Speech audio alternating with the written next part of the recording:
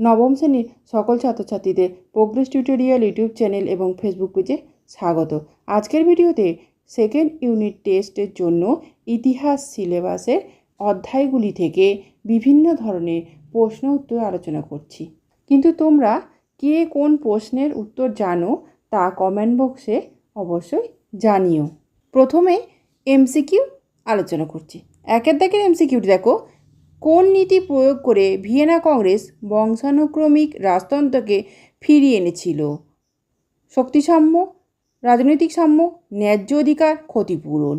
এখানে কোনটি সঠিক উত্তর হবে তোমরা কিন্তু কমেন্ট বক্সে জানিও। আমি উত্তরটা বলে দিচ্ছি, ন্যায্য অধিকার।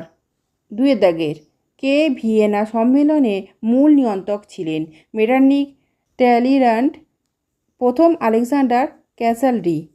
উত্তরটি হবে ক, মেটারনিখ। তিনের দাগের দেখো, নেপোলিয়নের পতনে কোন দেশ সবচেয়ে গুরুত্বপূর্ণ ভূমিকা গ্রহণ করেছিল? Austria, England, Prussia, Russia. উত্তরটি ইংল্যান্ড। চারের দাগের দেখো, ইউরোপের ইতিহাসে কোন সময়কে মেটারনিখের যুগ বলে?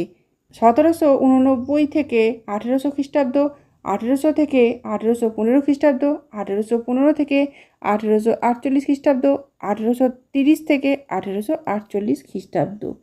এর সঠিক উত্তর কোনটি হবে তোমরা কিন্তু কমেন্ট বক্সে জানিও।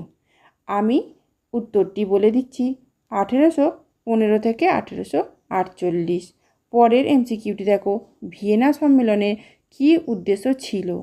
ইউরোপের শান্তি প্রতিষ্ঠা, ইউরোপের পুনর্গঠন, নেপোলিয়নের বিচার, ফরাসি বিপ্লবের ধ্বংস সাধন। এখানে উত্তরটি হবে ইউরোপের পুনর্গঠন।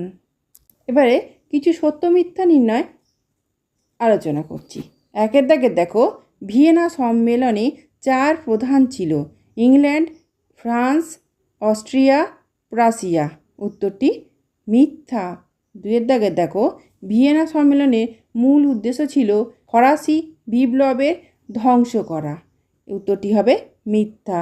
চারের দাগের দেখো, শক্তিসাম্য নীতি অনুসারে বেলজিয়ামকে হল্যান্ডের সাথে যুক্ত করা হয়েছিল। উত্তরটি সত্য।